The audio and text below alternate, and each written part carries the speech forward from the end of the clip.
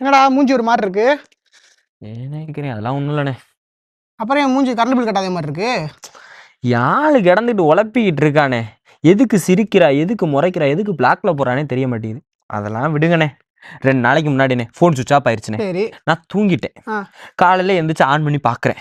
25 voice நோட்ண்ணே. சரி. அதில் voice நோட்டை ஆன் பண்ணி பார்க்குறேன். குட் மார்னிங் கூட அனுப்பல, நீ இவ்வளோ ஆம்பளையான்னு கேட்குறானே.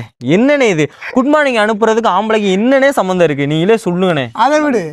எத்தனை செலவு? 3 மாசம் லவ்னு. இதில் புரிஞ்சுக்கவே முடியலண்ணே. 5 வருஷம் லவ். இதில் 1 வருஷம் நெருங்கிய நட்பு வேற. சரியா? பார்க்க ஆள் மினியான் மாதிரி இருப்பா, ஆனால் பேசினா டைனோசர்.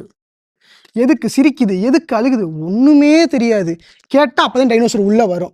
யூபிஎஸ்சி எக்ஸாம் கூட ப்ரிப்பேர் பண்ணிடலாம்டா தம்பி.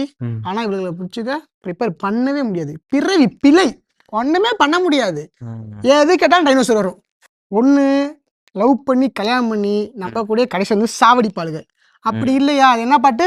தொட்டதெல்லாம் தூள் பறக்குது மொபட்டியா. அதெல்லாம் படையே ட்ரெண்டு. இப்போ வந்து 6 10க்கு 10 அதுக்கு போயிட்டாங்க. அவ்வளோதான்.